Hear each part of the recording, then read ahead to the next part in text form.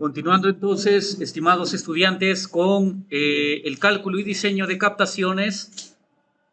Ahora vamos a hablar la parte de los planos que van a tener que presentar ya pensando en la T2. Primero, la parte de detallamiento, estimados, tiene que estar bastante definida. Lo que se va solicitando ya a este nivel, digamos, a nivel de ministerio, es presentar 3 tipos de planos en captación. El de arquitectura, el de estructuras. En este caso, bueno, no les estoy pidiendo a ustedes que realicen el cálculo estructural. Más o menos a modo de referencia lo podrían adaptar a los planos que ustedes van a obtener, en este caso, de acuerdo a su dimensionamiento hidráulico. Bien, por ejemplo, ahí pueden revisar cómo va a estar espaciado el acero. Bien, en eso consistiría el plano de estructuras.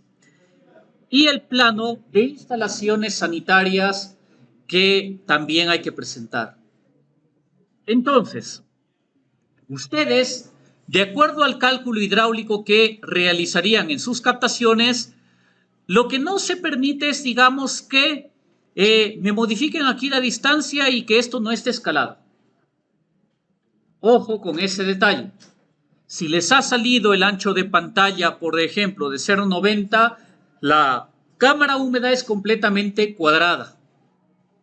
Eso implica que el mismo ancho va a corresponder a la longitud. Bien, por lo tanto, estimados, tiene que ser dimensión cuadrada. También, de igual forma, la distancia de afloramiento tiene que coincidir respecto a su cálculo.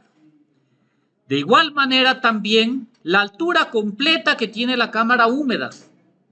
Tienen que coincidir en este caso estos resultados. Lo que no se permite nuevamente es que me coloquen, por ejemplo, o que lo editen las cotas, porque esto es comprobable. A ustedes les pido el archivo de WG, así que voy a estar revisándolo, lógicamente. No les pido planos en PDF. Así que hay que tener en cuenta que esto sí se tiene que escalar correctamente y adecuar la presentación a lo que se va teniendo. Lógicamente, los membretes tienen que estar con los datos. No me van a presentar este tipo de membrete que está vacío. Bien, ahí hay que indicar. El apartado de estructuras, ya les digo, ustedes, de acuerdo a su plano de arquitectura, van adaptando el apartado de estructuras que tengan. Es decir, ubican, por ejemplo, el acero, la distribución del mismo, conforme a lo que está acá. No les estoy pidiendo un cálculo estructural en este caso. Bueno, el acero mínimo que normalmente se emplea para este tipo de estructuras, por ejemplo, es 3/8 cada 20 simplemente, y listo. Ahí quedó. Porque no se trata de una estructura que tenga mayor dimensión o en la cual el empuje hidrostático y también el empuje de suelo sea demasiado importante. Son estructuras pequeñas, únicamente requiere un acero mínimo. Bien. Ahora, respecto al plano de instalaciones sanitarias. Estimados, hay que utilizar dimensiones escaladas. ¿Escaladas en qué sentido? Bueno, en el sentido de cumplir con longitudes, por ejemplo, adecuadas de niple, el tipo de válvula, también el tipo de unión universal. Vamos a mencionar ello. Dentro de todo este apartado, además del apartado de tuberías, por ejemplo, también cuentan con los accesorios respectivos a emplear. No van a trabajar con esta primera parte porque lógicamente es para tuberías de desagüe. Tienen que trabajar con los accesorios para tuberías en simple, o mejor dicho, de simple presión para la norma NTP 399.202. Acá cuentan con codos a 90, reducciones, tapones macho, también tapón hembra, las uniones SP de simple presión, test SP también de simple presión, y por aquí encuentran el apartado para uniones roscadas. Esto es según la norma, bueno, para tuberías de agua fría con uniones roscadas, norma 399.166. Bien, entonces acá se encuentra. Es más, también se encuentra, por ejemplo, una unión socket. En este caso, ¿en qué consiste? Prácticamente la transición de tubería con pegamento, con espiga campana, a una unión roscada, cada vez que se vaya a emplear esto. Adicionalmente, por aquí también les he adjuntado un catálogo de nipples para indicar cuánto es la longitud y en este caso para qué diámetro se encuentra disponible en este caso. Están toda la niplería en acero, así que de aquí también lo pueden conseguir. Y de igual forma les he adjuntado accesorios en acero galvanizado. Ahí están, accesorios de codos roscados, T roscadas, algunas T's con reducción, por ejemplo. También, por ejemplo, los acoples, así como se tenía este tipo de unión. A ver, bueno, lo cerré, perdón, hace un instante. Vamos a ver. Accesorios. Así como tenemos este tipo de uniones con rosca, bueno, igual se tiene, por ejemplo, aquí en acero galvanizado, todos estos acoples.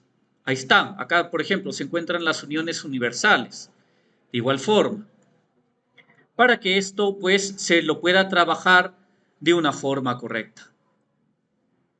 Por lo tanto, las dimensiones tienen que considerar ello. Ya les había explicado por qué razón. Por ejemplo, para que se determine correctamente las dimensiones de la cámara seca o de la caja de válvulas.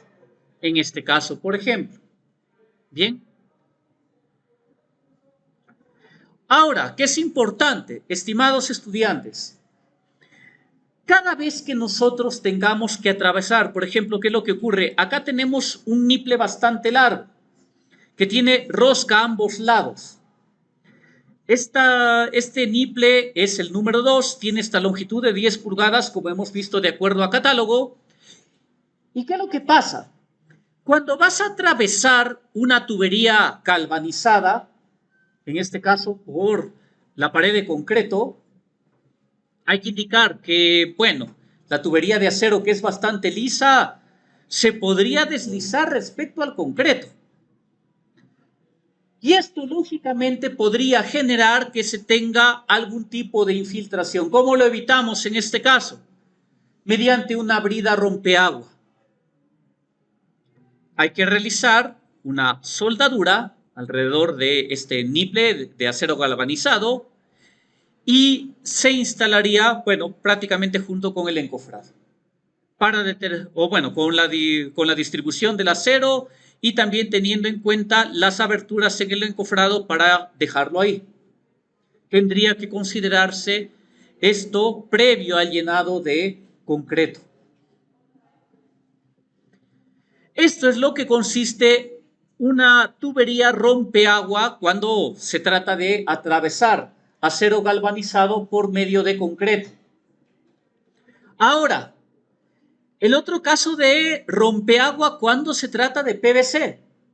Estimados estudiantes, también quitemos la mala costumbre de estar raspando la tubería para tener en este caso adherencia. Lo que se realiza es espolvorear pegamento y se agrega arena gruesa en este caso. No es el objetivo, pues, estar raspando la tubería para lograr esa adherencia, porque ya se maltrata. Se va maltratando, pierde resistencia y también esto afecta a largo plazo. Por lo tanto, este es el tipo de detalle rompeagua, digamos, cuando se tiene tuberías de PVC atravesando concreto. Ahí está. Entonces, se realiza el siguiente tratamiento. Se embadurnará pegamento PVC en la zona que atravesará el muro o losa de concreto y luego se rociará con arena gruesa. Bien, ese es el tipo de tratamiento a realizar. No tendrían por qué estar lijando la tubería. Los demás, bueno, son detalles de uniones, anclajes, soldaduras, por ejemplo, para el caso de la tapa metálica. Bien, algunos detalles también de los anclajes que se emplean precisamente para estas tapas, que van a ir soldadas a los ángulos en L metálicos que se considerarían en los bordes de dicha tapa. Entonces, esto es lo que se estaría considerando en este caso, estimados estudiantes. Bien. Igual, hay que considerar una tubería de ventilación. ¿Por qué? Porque la captación es completamente cerrada. También tenemos que garantizar que el aire circule dentro, pero con la finalidad de evitar que ingresen algún insecto de repente a la cámara húmeda. Entonces, bueno, esto implica que acá, por ejemplo, se emplee una malla galvanizada. Bien, tendríamos este tipo de detalle para el efecto de la ventilación. Lo que les había comentado, en el caso de la tubería de limpieza y rebose, la espiga tiene que quedar a esta altura. Esto también se lo detalla o se lo dimensiona a partir de los diámetros que nosotros tenemos en este caso, por ejemplo, para el detalle de la espiga campana. Por ejemplo, un espesor E1, bueno, acá los tenemos, ¿no? Y por lo general, ese espesor E es similar para el resto de diámetros. Habría que estar revisándolo en este caso. Otras consideraciones adicionales, bueno, también a veces es importante colocar aquí el tipo de acabado.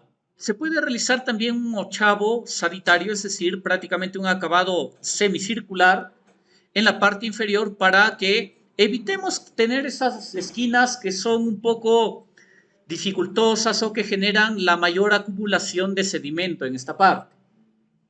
Bien. Otro aspecto, estimados estudiantes. Acá es importante algo. A ver, quiero revisar la normativa referida a la zona impermeable.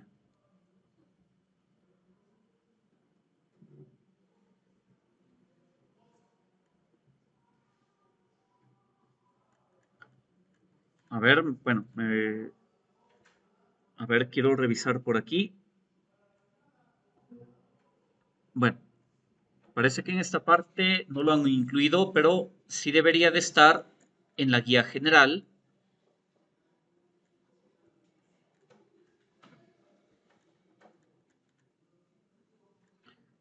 Principalmente para la pendiente que hay que considerar en este apartado.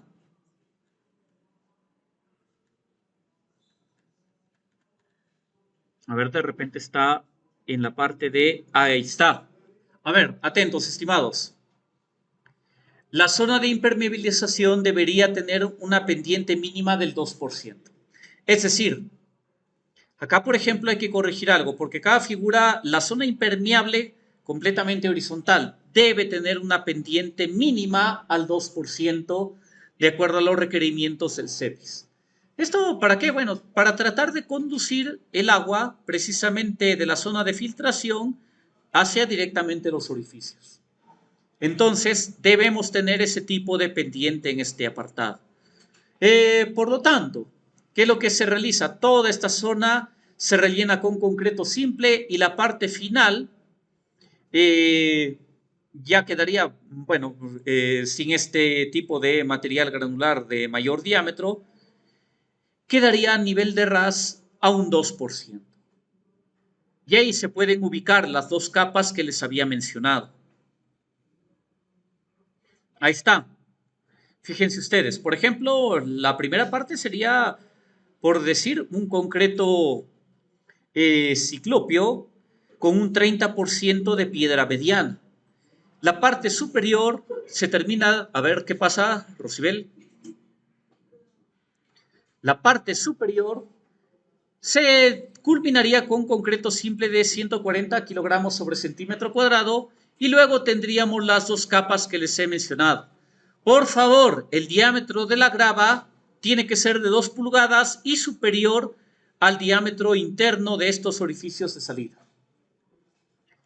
Y finalmente, la capa o la segunda capa de relleno sería con grava de 3/4 a 1 pulgada.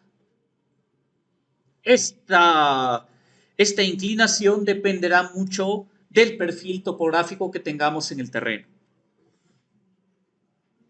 Y precisamente hablando del terreno, estimados, ya se entiende que todos ustedes saben elaborar ya perfiles, secciones, porque eso lo han visto en caminos.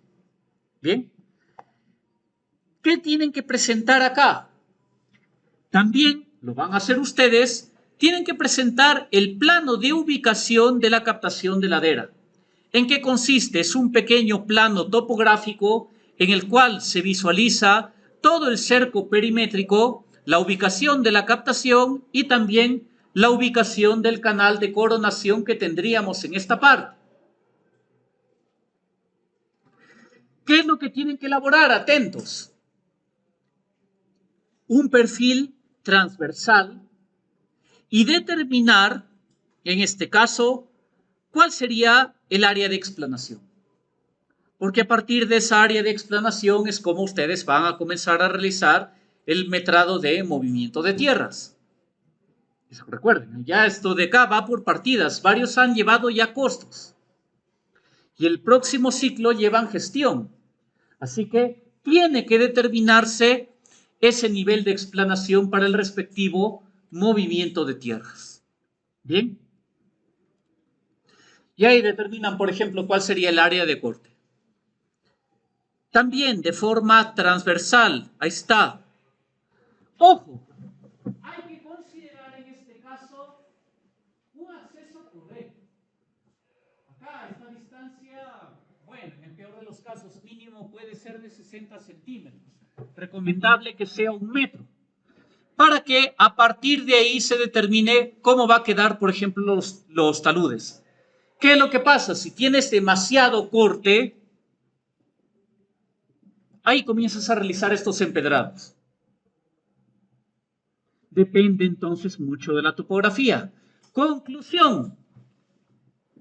En los trabajos de campo no se puede tomar un puntito en la captación.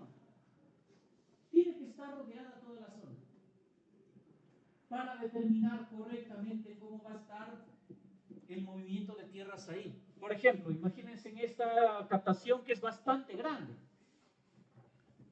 Con un solo punto no lo puedes hacer. Y esa es la mala costumbre que tienen que quitarse varios operarios de topografía. Que van y solamente ponen, la captación ahí está, un punto. No haces nada con un punto. Y pasa. Entonces, también ustedes, les comento, en muchas ocasiones los primeros trabajos o proyectos que realicen son de abastecimiento. Por lo tanto, recomendación, vayan junto con los topógrafos.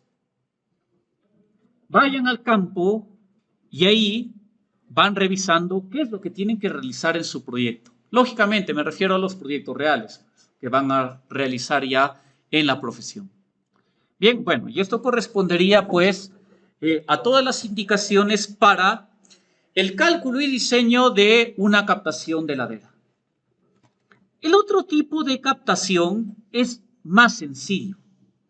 Es más, no requiere, digamos, mayor cálculo. Y vamos a revisar por qué. El otro tipo de captación es en este caso el manantial de fondo. Es decir, llegas a ubicar que el afloramiento surge por estas zonas.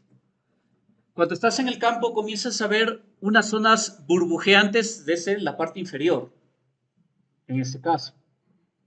Y ahí se comienzan a ver esa especie de protuberancias a nivel del agua. Es la diferencia que se tiene con lo que hemos visto de captaciones de ladera, donde en efecto el flujo es completamente lateral. Acá, en este tipo de ojos de agua, también hay que tener cuidado. porque a veces no necesariamente ocurre de forma concentrada, sino que a veces es un poco difuso el afloramiento vertical. Ocurre en varias partes. Pero lógicamente, digamos, en varias partes, pero a nivel de un área un tanto reducida. Porque si ya el área es muy extensa, ¿qué tipo de captación se realizaba ahí? Si tienes un área muy extensa, pantanosa, con diversas vertientes o con diversos afloramientos, empezaba con B. Captación de bofedal, habíamos dicho. Recuerden ese tipo. ¿Qué es lo que tenías que realizar ahí? Bueno, prácticamente construir un muro pantalla, incluir ahí una tubería perforada, un sistema de drenes para conducir el agua a una cámara húmeda. Eso era lo que tenían que realizar, bueno, si se tuviera, una captación del tipo bofedal. Consideraciones de la captación de fondo.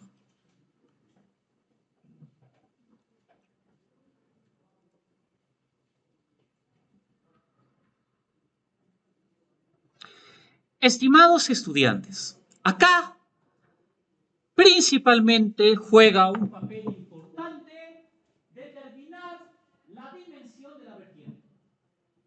No hay un cálculo establecido para indicar, bueno, vas a utilizar, por ejemplo, la dimensión interna de toda esta vertiente de 1 metro, de medio metro, no se tiene así. Se lo tiene que determinar a partir del tipo de afloramiento que tengamos en el campo. A veces puedes tener, digamos, dimensiones mínimas hasta de 50 centímetros, que ya sería en el peor de los casos, ¿no? Lo mínimo recomendable. Pero hay que tener en cuenta que vas a tener que elaborar una cimentación y que este tipo de manantiales se caracterizan primero por tener un bajo rendimiento.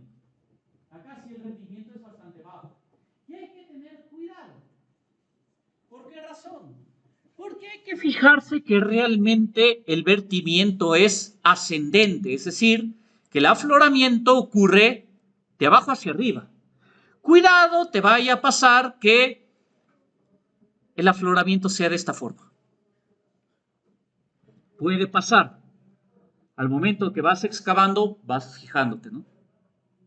Porque esto involucraría, bueno, que te convendría mejor cambiar el tipo de captación a una de ladera. Entonces, lo que acá se entiende es que el tipo de afloramiento viene de forma ascendente. Bien, hay que revisar siempre, estimados estudiantes. Hay que ver cómo está la situación en el campo realmente.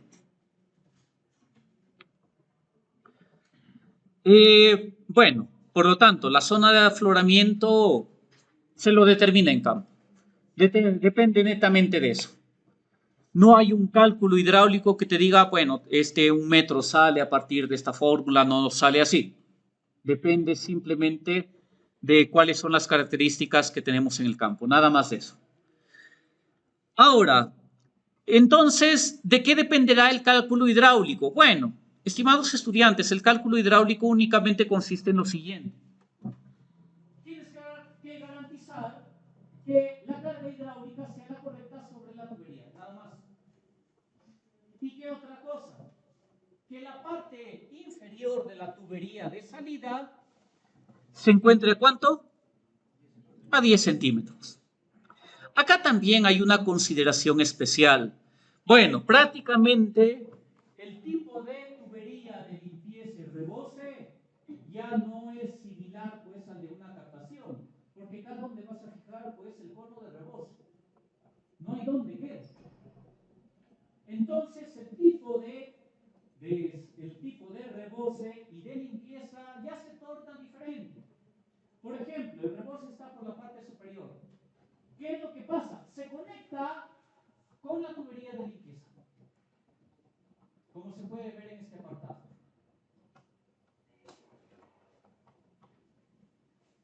Entonces, hay que tener también cuidado respecto a la determinación de las tuberías rompeagua. ¿Bien? Bien. Entonces, estimados, realmente aquí únicamente nos interesa el cálculo de la carga hidráulica sobre la tubería de salida. Y ya está. Lógicamente, como por esta parte brota el afloramiento, hay que incorporar también un relleno. Claro que en este caso ya no tienes la limitante de considerar los orificios de salida, porque acá el agua está ascendiendo.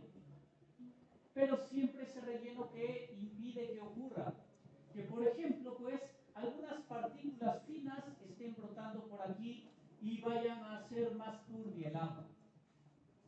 Entonces, esto también hay que protegerlo con este tipo de filtro mediante grava. Bien. Por lo tanto, estimados estudiantes, en cuanto al diseño de la captación de fondo, como lo estamos observando por aquí, nuevamente, a ver, preguntas. ¿De dónde saldrá el caudal máximo de la fuente y el caudal mínimo?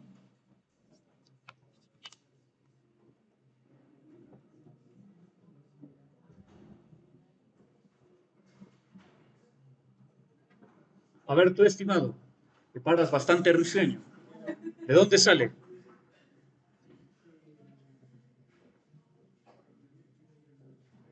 ¿Cómo tiene que ser el aforamiento? ¿En dónde?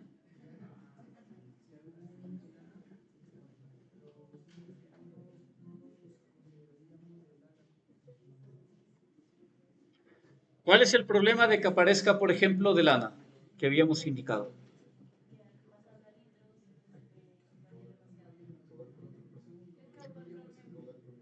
A ver, ¿de dónde sacamos el caudal máximo y mínimo de la fuente? ¿Qué les había dicho que se tiene que realizar? Y de hecho, ya va a ser pregunta de la T2. Aforamiento anual. Determinar el aforo en cada mes. Determinas enero, febrero, marzo, abril, hasta diciembre y dices, en este mes tengo mi caudal máximo, en este otro mes tengo el caudal mínimo porque fue en época de estiaje. Y ahí recién comparas. Tienes tu caudal máximo diario y el máximo diario tiene que ser menor o igual que el caudal mínimo de la fuente. Bien. ¿Qué habíamos dicho de esa estandarización de caudales? Que no lo podemos emplear. ¿Por qué? Porque, por ejemplo, si empleas la estandarización que te sugiere la norma, como el caudal máximo diario salió 1,18, tendrías que pasar a 1,50. Si el caudal máximo diario pasa a 1,50, ¿qué es lo que pasa? Ya no cumplimos con la fuente. Ya no, se valoró. Por lo tanto, trabajamos directamente con el caudal que requerimos, el máximo diario. No lo podemos estandarizar. Ese criterio normativo está únicamente a modo de sugerencia. No es una exigencia cumplir. A veces lo tratan de estandarizar, digamos, bueno, para tratar de avanzar ya con el tema de aprobación de proyectos. Pero no siempre se puede. Por lo tanto, el cálculo hidráulico únicamente se basa en determinar cuál va a ser la altura total de la cámara húmeda que tenemos. No hay más cálculo hidráulico que realizar en este caso, porque el afloramiento está que proviene desde la parte inferior. Entonces, ¿qué requerimos? Bueno, acá, por ejemplo, se recomienda que esta altura varíe de 10 a 20 centímetros. Esto sí queda a criterio del proyectista. ¿Por qué razón? Porque a veces, bueno, sería un poco más importante colocar esa altura de 20. ¿Por qué? Vamos a determinar, a veces es incluso por el espacio de la canastilla. Tengan en cuenta que si tienes mayor diámetro de la tubería, bueno, la canastilla también va a ser más grande. Entonces, a veces va por ese lado. Porque si consideras la menor altura, acá ya te encuentras con el filtro. Entonces, de repente la base de la canastilla ya está chocando la base a la parte superior del filtro. Ya no te conviene. Por eso es que la variación en este caso se determina de 10 a 20 centímetros. Y vamos a revisar por aquí. Ahí está. 10 a 20 centímetros. A diferencia del caso de captación de ladera. Hay brotes en este caso, ¿no? Está brotando ascendentemente el agua. Lo siguiente, la tubería de conducción. Estimados estudiantes, bueno, después de ver la parte de tratamiento de PETAP, estaríamos viendo ya el cálculo de la tubería de conducción. Entonces, ahí vamos a determinar cuál va a ser el diámetro correcto a emplear. Y lógicamente, la información tiene que ser compatible. ¿A qué me refiero? Que si te salió una tubería de conducción de 1,5, acá no vas a poner 1 pulgada. Tiene que ser compatible el diámetro. Y eso es lo que vamos revisando. La separación entre el filtro en este caso y la tubería, bueno, acá sí son 10 centímetros. El borde libre que estaríamos considerando sería de 30 centímetros y por lo tanto lo único que nos queda es calcular la carga hidráulica mínima que ya hemos visto de dónde sale. Bien. Por lo tanto, determinamos que en función de la tubería de conducción tendríamos el área de la tubería de salida en este caso. Y determinamos finalmente la altura total a partir de la suma de estas dimensiones. Vamos a ir mencionando. A ver, hace un momento estábamos en un error. Ojo, que la altura que les había indicado que varía de 10 a 20 centímetros era la altura del filtro, perdón. Bien, no era la altura de C. Me estaba confundiendo con ese apartado. Bien, vamos a indicar, a ver. Sí, es la altura del filtro. La separación entre el filtro y la tubería es esa distancia de C. Pero ojo, también hay que indicar que esos 10 centímetros es una distancia mínima. Depende también mucho de cuál será el diámetro de la canastilla que vayamos a incorporar. Fíjense ustedes en el esquema del reboce. Es en efecto como lo hemos planteado. Vamos a seguir indicando. Bueno, entonces a partir de todo ello es como podemos determinar cuál va a ser la altura completa de esta cámara. Acá también he utilizado el criterio de redondear, por ejemplo, cada 10 centímetros.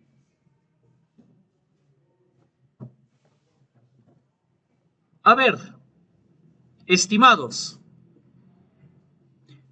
¿de qué dependía esta dimensión? Vamos a colocarlo en el plano de arquitectura. ¿De qué depende esta dimensión? La deja.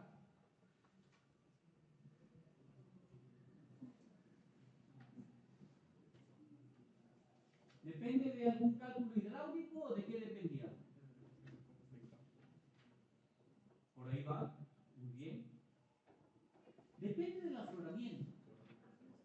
¿Cuál es toda la dimensión de influencia del afloramiento? Recuerden. Bien. En función de eso ya se puede establecer el demás dimensionamiento estructural en este caso. Nuevamente, estimados estudiantes, plano de arquitectura, plano de estructuras y plano también de sanitarias. Van los tres por separado, pero lógicamente las dimensiones tienen que ser igual.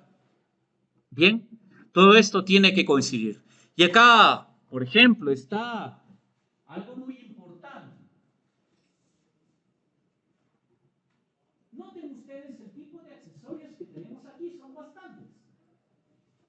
Por lo tanto, acá sí es muy importante utilizar la dimensión escalada y correcta en función de la norma de los nipples, los acoples, las uniones universales, los nipples nuevamente que colocamos acá, la válvula que tenemos válvula de tipo esférica. Luego tendríamos nuevamente níquel, unión universal. Luego la unión en este caso para la T, ahí está, ahí lo estamos colocando. Y después, por ejemplo, si todo esto ha sido de acero galvanizado, ya podremos utilizar, ¿qué se conoce este accesorio? Cuando pasas de unión roscada a PVC, el adaptador UPR, el adaptador de unión roscada para tubería de presión. Unión presión rosca. Bien, es el adaptador UPR. Mucho cuidado, por favor, aquellos que tengan diámetros de conducción de 2 pulgadas, que puede ser quienes tengan, por ejemplo, 200, 300 beneficiarios, que seguramente van a tener diámetros de salida a partir de 2 pulgadas en adelante. ¿Por qué les indico esto? Porque en su caso, la tubería de conducción tendría que ser realizada mediante este tipo de tubería. ¿Cuál era? Unión flexible. A partir de 63 milímetros, el equivalente a 2 pulgadas. Hablo del diámetro externo. La tubería de 2 pulgadas tiene 60 milímetros. Entonces, la unión, o mejor dicho, el acople que utilizamos para unión flexible a tubería de PVC de simple presión es la que encontramos para 63 milímetros. Vamos a revisar y acá se encuentra, fíjense, ahí está, 63 milímetros. Transición unión flexible a tubería espiga campana. La unión flexible se emplea mediante un líquido lubricante. Acá, en este caso, tenemos un anillo completo. Por lo tanto, se utiliza este tipo de tubería porque en cuanto a su instalación demora menos. Si, por ejemplo, haces la instalación de tuberías mediante pegamento, bueno, hay que esperar a que el pegamento seque. ¿Eso qué disminuye? Disminuye el rendimiento de instalación de tubería. Pero en cambio, con la unión flexible, acá el rendimiento aumenta. Y aumenta bastante. Por eso se emplea más tubería de unión flexible para el caso de proyectos de abastecimiento de agua potable, ya sea en zona rural o urbana. Es lo más requerido. Pero, ¿qué es lo que pasa? Que no tienes accesorios en unión flexible para válvulas, etc. Por lo tanto, tienes que utilizar este tipo de transición cada vez que sales o ingresas a una estructura hidráulica. ¿Qué es lo que pasa, por lo tanto? Estimados estudiantes atentos, que si, por ejemplo, te salió la tubería de 2 pulgadas de la conducción, acá tiene que figurar el accesorio de salida de la transición de unión flexible a PVC. Tiene que colocarlo. ¿Bien? Tiene que estar ahí. Porque lógicamente, cuando ya te vas al apartado de metrados, al apartado de tus precios unitarios, en los precios unitarios tienen que figurar todos los accesorios que vas a colocar. Tiene que estar ahí presente. Eso no le puedes colocar metrado global, como para algún trabajo, ¿no? O sea, para un trabajo universitario, no lo colocas así. Ya en proyectos reales tienes que ser el desagregado de esos costos. ¿Bien?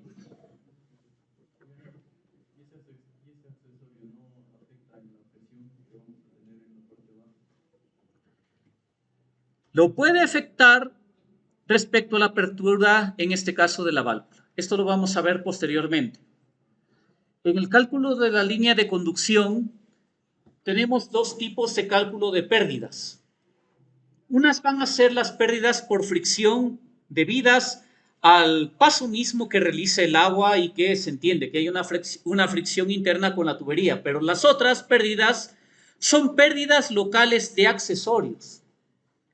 Entonces, por ejemplo, si tú esta válvula la cierras a un porcentaje, es decir, de la apertura total, que estaría al 100%, trabajas, digamos, a un octavo de apertura, 2/8 de apertura, etcétera, tienes un respectivo cálculo de pérdida local.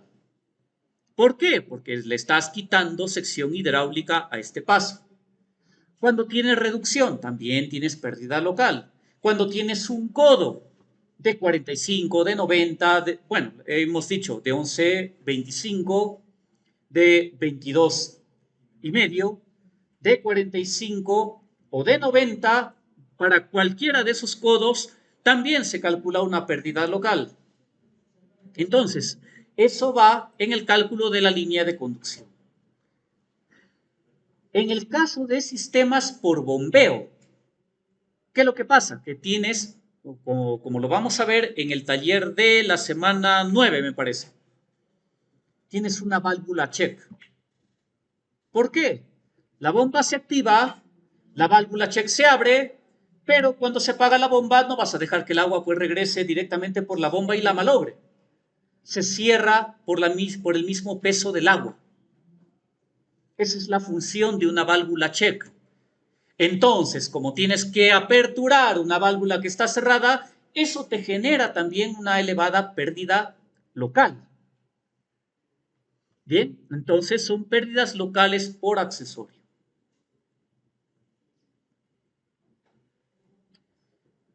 Bueno, lo que les estoy comentando aquí es respecto a los apartados de, del detallar en este caso los planos y accesorios. Entonces, todo tiene que estar normado, estimados.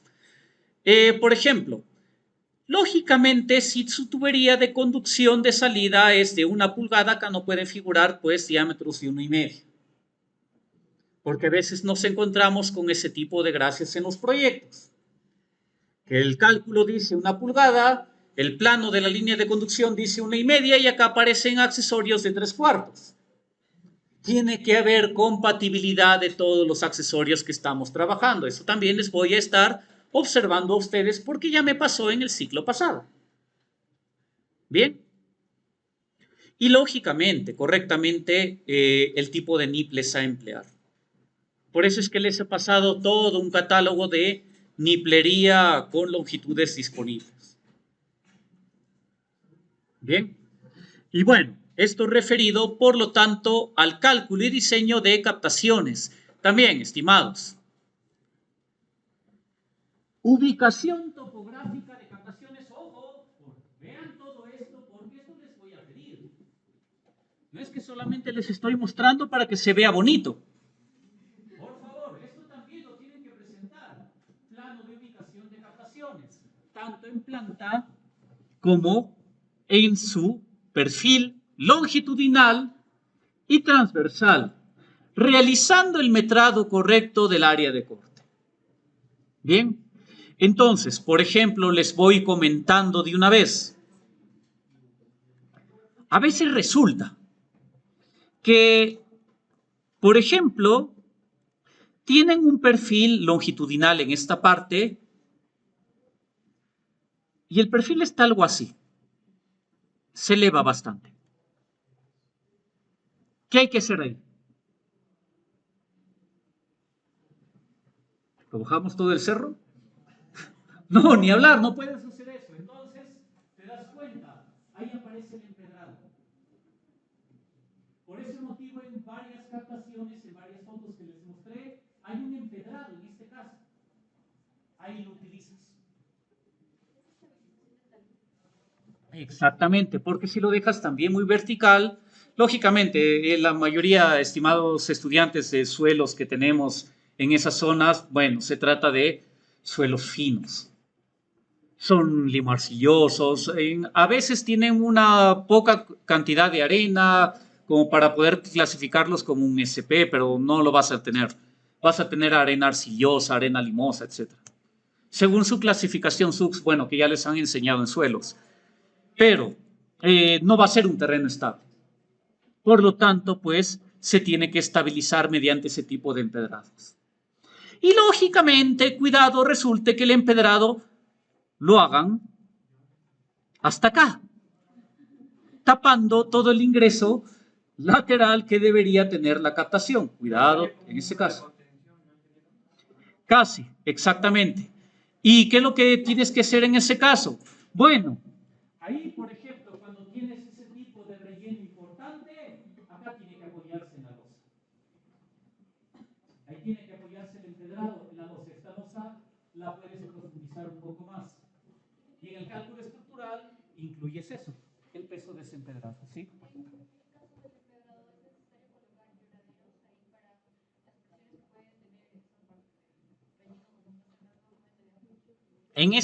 Dentro de la zona de captación ya no sería recomendable. ¿Por qué?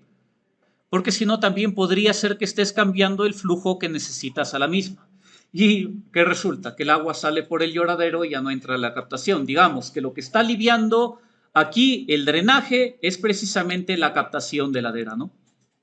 Entonces acá sí conducimos el agua directamente a la captación. Ya en los alrededores, ahí sí los podrías colocar. Bien. ¿Alguna otra consulta?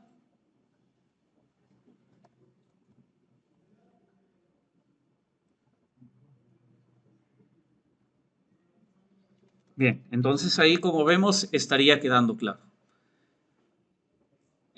A ver, estimados estudiantes, algo importante. La semana 6 ya no tenemos una semana de clase como tal. Recomendaciones. Todos vienen sin excepción.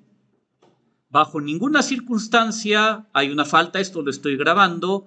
Seguimos el protocolo. ¿Cuál era el protocolo? Si en caso remoto algún estudiante tiene un caso de salud ya muy importante, comunicación primero a la coordinación de carrera.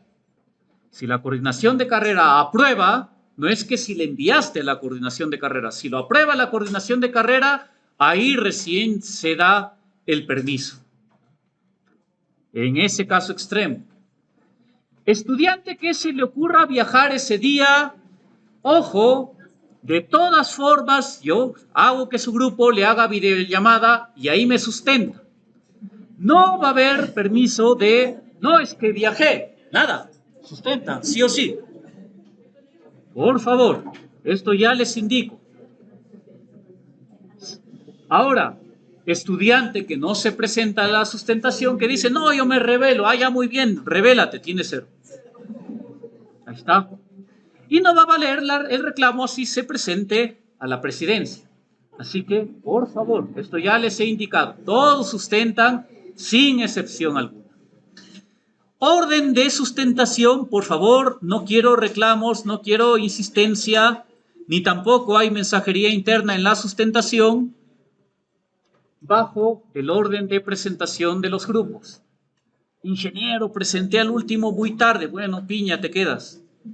Te quedas a esperar que sustenten los demás. Esto sí, por favor, estamos en horas de sustentación. Bien. Si algún colega les programó examen en mis horas, hacen su reclamo respectivo a la coordinación de carrera porque nadie puede hacer eso. Bien, estamos en horas de abastecimiento. No importa de quién se trate, así sea el rector de la universidad, tiene que respetar las horas respectivas. Esto es indicación para todos. Nadie puede decirles hay tal cosa a la hora del examen de abastecimiento.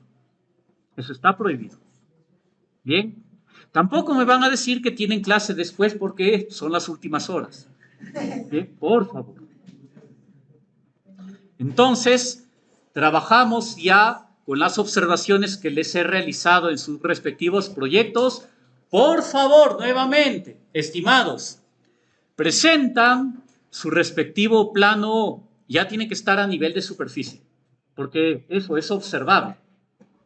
Yo lógicamente voy a ver si es que ya el plano está a nivel de superficie. ¿Por qué? Porque si no, ¿cómo vas a hacer la línea de conducción? ¿Cómo vas a sacar perfiles para captaciones? ¿Cómo vas a hacer el taller de WaterCAD si no tienes una superficie? No pueden estar las líneas explotadas, no pueden estar que las curvas a nivel 0. Tampoco me vayan a decir o salir con la gracia de que, lo que pasa es que mi plano no tiene curvas. Por favor. Bien, tienen que estar ya con las curvas de nivel y esas curvas transformadas a superficie de civil. Estamos trabajando ya, esto no es un trabajo, digamos, de esquema, no es trabajo de infografía, nada de eso. No es trabajo de esquema, es trabajo ya prácticamente a nivel profesional que tienen que tener las competencias ustedes. Por eso la exigencia, estimados. Bien. Entonces, nuevamente, el coordinador envía su actividad por medio de este T1 que le sea asignado dentro del plazo límite. De lo contrario, si no puede hacerlo el coordinador, lo envía a otro integrante. Bueno, pues, ¿cuál es el coordinador? El representante de tu grupo. ¿Qué más va a hacer? No lo va a enviar la delegada. Tiene que hacerlo el representante de tu grupo respectivo. A ver, no lo va a enviar la delegada de todos. Tiene que hacerlo el representante de cada grupo. ¿Bien? Todos los estudiantes presentes, estudiante que no esté presente ahí, nota de 0. Vienen, por favor, bien preparados con todo lo que se ha revisado, todos los criterios teóricos principales hasta la fecha.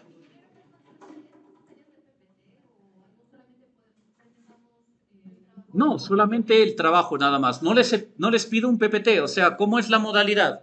Ingresan, directamente comienzo a revisar sus archivos. A ver el diagnóstico, a ver los beneficiarios y cada uno me va indicando pues qué es lo que ha ido trabajando. En función de eso les voy preguntando y como ven la rúbrica tiene esos dos apartados, ¿no? Vamos a abrir de una vez. Entonces, en función de lo que sustentas y lo que te voy preguntando, puedes tener resultado óptimo, regular o deficiente. Y el resto es el cumplimiento estricto de todo lo que les he colocado en esta parte. Ojo, el plano es solamente uno solo, es un solo DWG. No les he dicho que lo separen, eso va a ser después. Por favor, vamos con calma. Bien, el plano tiene que presentar la delimitación de la construcción y el límite del lote.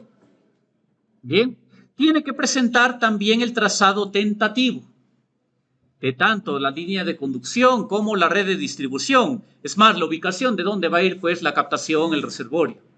Bien, tiene que estar en escala 1 en 2000.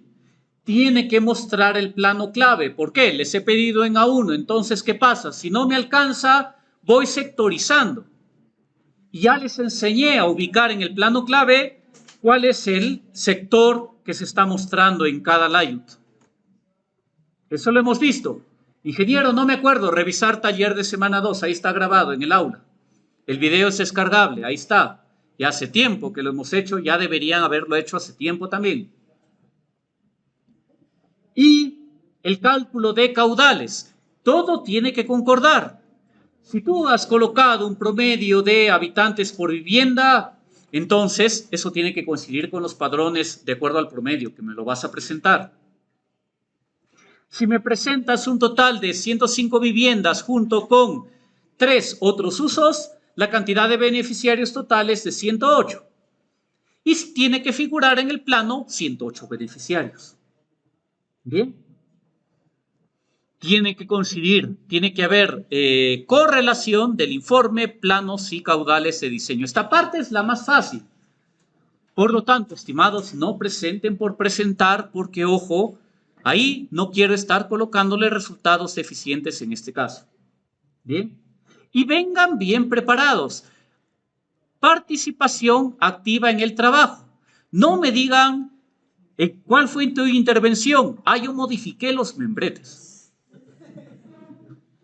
Porque ahí automáticamente te digo, ya muy bien. La letra D. ¿Cuántos bajó? Bastante.